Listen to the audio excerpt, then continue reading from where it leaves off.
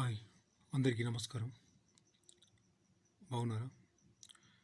నేను చెప్పబోయే విషయాలు ఏంటంటే 4 విషయాలు చెప్తాను. ఒకటి తల్లి, తండ్రి, గురువు, దైవం. ఈ 4 విషయాల్లో ఒకటి మంచిగా గుర్తుపెట్టుకోండి విషయం. వాస్తవం చాలామంది చెప్పులు లేవు, చెప్పులు లేకుండా నడుస్తున్నారు. అది ఒక గురువు బాటలు నడుస్తున్నాడు, వాళ్ళ గురువు బాటలు నడుస్తున్నాడని చెప్పేసి. గురువు బాటలు నడవడం అని కాదు, నేను ఉపదేశం కూడా తీసుకున్నాను అని చెప్పేసి. వాస్తవం నేను చెప్పులు లేకుండా, ఎందుకంటే మా నాన్న చనిపోయిన తప్పటి నుంచి నేను చెప్పులు పాదరక్షలు వేస్తలేను, ప్యాంట్ వేస్తలేను. ఎక్కడికి వెళ్ళినా ఈరోజు కామెడీకి వెళ్ళినా మాత్రం 4 కిలోమీటర్లు మా కాళ్ళ నడకతో నేను నడిస్తే 40 నిమిషాలలో ఉంటా అక్కడ కామెడీలో. అయితే ఈ విషయం చెప్పాలంటే నాకు ఇప్పటికీ ముళ్ళు లేదు, ముట్ర లేదు, ఏమీ లేదు. అంటే అది మా నాన్న దీక్ష బలమై ఉండొచ్చు. ఇప్పటికీ కాళ్ళకు చెప్పులు లేకున్నా కానీ ముళ్ళు లేదు, ముట్ర లేదు. అయితే విషయానికి వస్తే 2001లో నేను సంగీతం నేర్చుకుంటానంటే నాకు 10,000 రూపాయలు పెట్టెల నుంచి తీసుకొచ్చి నాకు ఇచ్చిండు. సంగీతం నేర్చుకుంటే అప్పుడు కింగ్ కొట్టు, రామ్ కొట్టు దాంట్లో ఉన్నది త్యాగరాయ అకాడమీలో సంగీతం. అయితే తలా దాచుకోవడానికి ఎలా అని చెప్పేసి నేను ఒక హోటల్లో జీతం కూడా ఉన్నాను నేను. అంటే అందులో 8 మంది వర్కర్స్ ఉన్నా, అలాగా 8 మంది వర్కర్స్ ఉంటే నేను ఖాళీ వాళ్ళు ఛాయ్ తాగే టీ కప్పులు తీసి పక్కన పెట్టేవాడిని. ఒకరు గ్లాసులు తీసుకొచ్చి నీళ్లు పెట్టేవాళ్ళు, ఇంకా వేరే వాళ్ళు ఛాయ్ తీసుకొచ్చేవాళ్ళు. ఆ విషయాన్ని కట్ చేసిన తర్వాత ఇక్కడ రోజు ఉదయం ప్రొద్దున లేచి 5 గంటలకు లేచి అక్కడ మధ్యాహ్నం 2 గంటల వరకు చేస్తే డైలీ వారీగా 30 రూపాయలు ఇచ్చేవాళ్ళు. ఆ 30 రూపాయలతో సరిపెట్టుకున్న తర్వాత ఒక 3 నెలల తర్వాత నేను ఇంటికి ఫోన్ చేసినప్పుడు ల్యాండ్ ఫోన్ ₹1 కాయిన్స్ ఉంటుంది. ఆ కాయిన్స్ వేసిన తర్వాత ల్యాండ్ ఫోన్ చేస్తే తిరిగి వచ్చారన్నాడు నాన్న. అప్పుడు వచ్చేసిన నా ఇంటికి వచ్చేసిన 2001లో వచ్చేసిన తర్వాత పాల వ్యాపారం అంటే నా అప్పుడు బర్రెలు ఉండే, ఎడ్లు ఉండే, అవి ఉండే కాబట్టి వచ్చారా అంటే అప్పుడు ఈ వ్యవసాయం ఉడక మాకు బాగానే ఉండే. మూలవాగు, షేరిగడ్డ, పాటిగడ్డ, ఇట్లా కుంట మీద ఇట్లా ఈ విధంగా ఇట్లా పేర్లు ఉంటాయి కాబట్టి అక్కడ. అయితే విషయానికి వస్తే మా నాన్నది ఏంటంటే ఇప్పటికీ నాకు ఆ విధంగా నేను బండి తీసుకోవాలంటే పెద్ద విషయం ఇలా అంటే తీసుకోవచ్చు. కాకపోతే ఆడంబరాలు పెద్ద ఆడంబరం, ఇది ఆడంబరం ఏంది కానీ తీసుకుందాం మళ్ళీగా. కాకపోతే ఒక విషయం ఏంటంటే నేను మాట్లాడే విషయం ఏంటంటే కొందరు ఎందుకన్నా నడుస్తున్నట్లనంటే నేను నడిచేది ఆరోగ్యం కోసం తప్ప మరొకటి ఇంకోటి ఏం లేదు. ఆరోగ్యం ముఖ్యం, అన్నిటికంటే ప్రధానంగా మనకు కావాల్సింది ఆరోగ్యం. దానికోసమే నడుస్తే తప్ప ఇంకోటి ఏం లేదు. ఎవరు ఏమనుకున్నా సరే, ఎందుకంటే కొంతమంది వాళ్ళ గురువు బాటలు నడుస్తున్నాడు అని చెప్పేసి, అంటే గురువు బాటలు నడుస్తున్నాను నడుస్తలేదు అనే దానికి నియమ శుచి శుభ్రత పరమ పవిత్రంగా ఉండాలి, నియమనిష్టములతో ఉండాలి. ప్రదోష కాలం లోపల తినని కూడలని సమయం లోపల తినకూడదు అంటే కొన్ని పాటించాల్సి కూడా వస్తుంది. విషయానికి వస్తే ఒక విషయం చెప్తాను నేను. ఇదే ఇప్పుడు సాధువులతోటి కానీ స్వాములతోటి కానీ ఆట ఆడుకోవద్దు చెప్తున్నా. ఒక విషయం గుర్తుపెట్టుకోండి. స్వాములతోటి, స్వామి అంటే నా పేరు స్వామి అని కాదు, స్వాములతోటి, స్వాములు వేరు, సన్యాసులు వేరు, యోగులు వేరు, మన గురువులు వేరు. అయితే ఒక ఊరి చివర ఒక ఊరి చివరన ఒక స్వామీజీ వచ్చి అక్కడ సేద తీరినట. ఒక ఊరి వాళ్ళందరూ ఎగబడిపోయి అతని పాదాలు పట్టుకున్నారట. పాదాలు పట్టుకున్న తర్వాత అందరూ పోతున్నారు కదా అని చెప్పేసి ఒక ఊరు పెద్ద మనిషి ఉడకపోయి ఆ పాదం పట్టుకున్నాడంట. పాదం పట్టుకోకొని అతనికి స్పర్శ తగిలిన తర్వాత వీడు తెల్లారి వరకు చనిపోతాడు అని చెప్పేసి ఆయనకు అర్థమైపోయింది. దీర్ఘాయుష్మాన్ భవ అని చెప్పేసి దీవించిండు. ఆ దీర్ఘాయుష్మాన్ భవాన్ని ఎప్పుడైతే దీవించిండో అయితే ఇప్పటి కలియుగం లోపల అది 150 సంవత్సరాలు, అర్థమైందా? 150 సంవత్సరాలు ఈ కలియుగం లోపల గురుపాదాలను సేవించడం ద్వారా, గురుపాదాలను ఆశ్రయించడం ద్వారా ఆ వ్యక్తి ఆ వ్యక్తి యొక్క జీవితంలో పరిపూర్ణత ఉంటుంది. ముక్తి పొందిన వాడే పరమాత్మ సాహిత్యంలోకి వెళ్తాడు తప్ప ఇంకవాడు మాత్రం లేవాడు. అయితే జన్మతః, కర్మతః అనే మనకు 2 గండాలుంటాయి. జన్మతః, కర్మతః. ఆ గండాల నుండి విముక్తి లభించాలి అంటే మనకి ఇక్కడ నుదిటిపైన రాసినటువంటి రాత లోపల అదొక మూలం అన్నట్టు. చెప్పింది ఏంటంటే ఇప్పుడు నేను నాకు పేరు గడించిన అనేది కాదు, నేను ఏం పేరు గడించిన అని కాదు, నేను ఈ మూలాలు చెప్పుకోవడానికి. ఎందుకంటే నేను ఒక హోటల్లో చేసినాను అని అంటే ఆ మూలాలు కూడా మర్చిపోవద్దు. రేపొద్దున తెల్లారితే రేపొద్దున ఒక పేరు వస్తుండొచ్చు, రాకపోతుండొచ్చు. కాకపోతే విషయం చెప్తున్నాను నేను. గురుపాదం ఆశ్రయించిన వారికి మాత్రం ఆ గండాల నుండి విముక్తి మాత్రం లభిస్తుంది.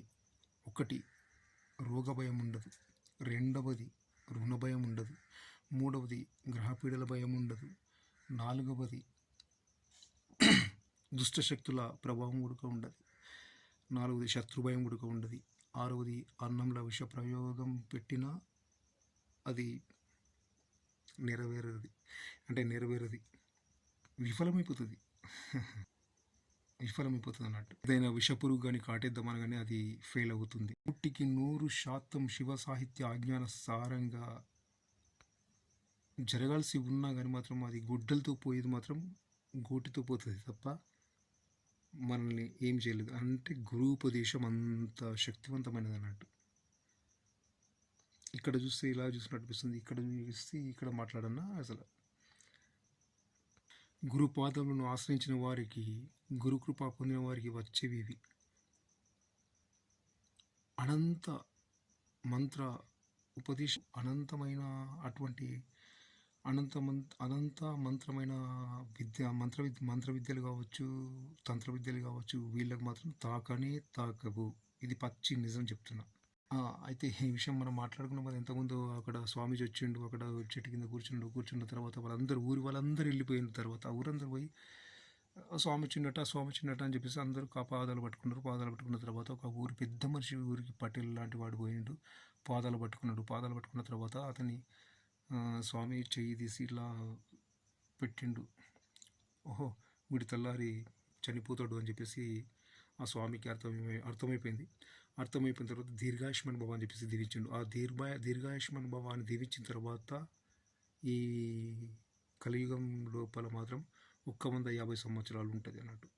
ఆ 150 సంవత్సరాలు కాబట్టి అప్పుడు వాళ్ళు తెల్లారేసరికి మరి యమపట్లు వచ్చిన తర్వాత గుంజుకపోతారు అంటారు. గుంజుకపోవడం కాదు, లేపి చేయి పట్టుకొని తీసుకెళ్తారు. వాస్తవానికి ఇది ఒక పురాణం ఉన్నది, దాని విషయం ప్రస్తావన వచ్చింది, దాని గురించి ఒక వీడియో చేద్దాము. అయితే తీసుకెళ్తుంటారు.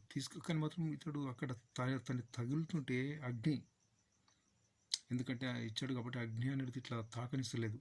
ఇదేంది బాబు అని చెప్పేసి వాళ్ళ దివ్య దృష్టితో చూసిన తర్వాత వాళ్ళకి అర్థమైపోయింది, అరే పలానా స్వామి దీర్ఘాయుష్మాన్ భవాన్ని దీవించండు అని చెప్పేసి వాళ్ళు యమునికి దగ్గరికి వెళ్ళి చెప్పుకున్నారు. ఆ యమదేవుడు వచ్చిండు, ఏందయ్యా మరి ఇట్లా సంగతి, ఏం స్వామి ఈరోజైనా మరి నువ్వు ఇట్లా దీవించడము, ఒకరోజు మేము తీసుకోకముందు ఒక రోజు ముందు తీసుకున్నా చెప్పినా అయిపోతుండే, లేదు ఒకరోజు ఆలస్యం చెప్పినా అంటే ఆయన నా పాదాలకు పట్టుకున్నాడు, నేను దీవించిన, తప్పేమున్నది.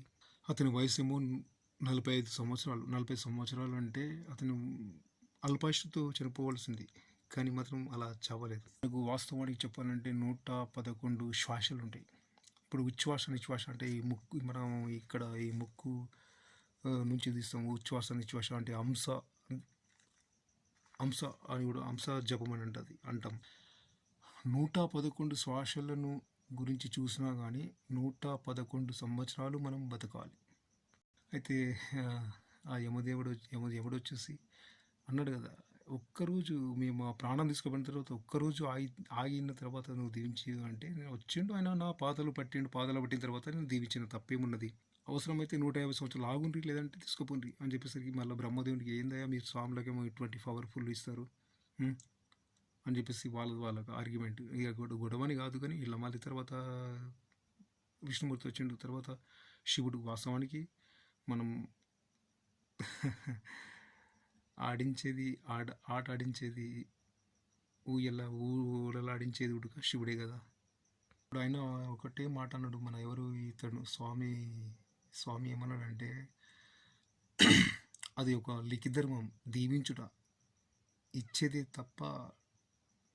తప్పేది నేను మాత్రం ఇచ్చేదే, కానీ నేను తప్పలేదు అని చెప్పేసి అన్నాడు. అప్పుడు అంటాడు ఈ యముడు, చూడు బ్రహ్మదేవ, ఇటువంటి వాళ్ళే మన స్వాముల వాళ్ళకి ఇలాంటి పవర్ఫుల్గా ఇలా ఇస్తే వీళ్ళు అడ్డంకి వస్తున్నారు, ఎట్లా చేస్తుంది అంటే, ఇక సరే అని చెప్పేసి వాళ్ళు ఎవరి లోకాలు వాళ్ళు వెళ్ళిపోయిన తర్వాత 150 సంవత్సరాలు నిరీక్షించారు ఇతని ప్రాణాల కోసం. నిరీక్షించేసిన తర్వాత అప్పుడు నా తర్వాత ప్రాణం తీసుకెళ్ళారు. అంటే అంతటి మహాశక్తివంతమైనది గురువు ఉపదేశం, గురువు పాదం పట్టిన వాళ్ళు. అంటే ఏం చెప్తారు, మంత్రోపదేశము ఎవరైనా చెప్పిరా, ఏ వీడియోలో చెప్పిరా? ఉపదేశం అంటే ద్వాదశి మంత్రం, షోడశి మంత్రం, 2 మంత్రాలు, వేరేదేముండదు. మనం ఎంత దూరమైనా నడవగలుగుతాము. అది వీళ్ళకున్నటువంటి శక్తి. వీళ్ళ నోటి వాక్కు నుంచి వచ్చిందంటే ఏదైనా జరగాల్సి తప్పకుండా తీరుతుంది. తక్కువగా మాట్లాడతారు, ఎక్కువగా వింటారు, తెలియనట్టుగానే ఉంటారు తప్ప నాకు ఇది తెలుసు అది తెలుసు అని మాత్రం విర్రబిగారు. మౌనంగా వింటారు, మౌనంగానే ఉంటారు. అర్థమైందా?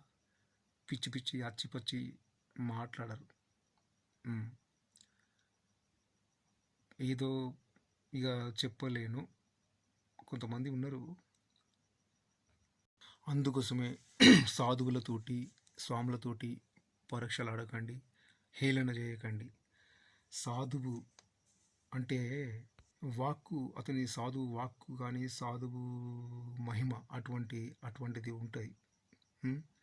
అది స్వాములది కావచ్చు, సాధువులది కావచ్చు, సత్పురుషులది కావచ్చు, ఇంకెవరిదైనా కావచ్చు. వాళ్ళతో ఏ మాత్రం కూడా మీరు చేయొద్దు, హేళన చేయొద్దు.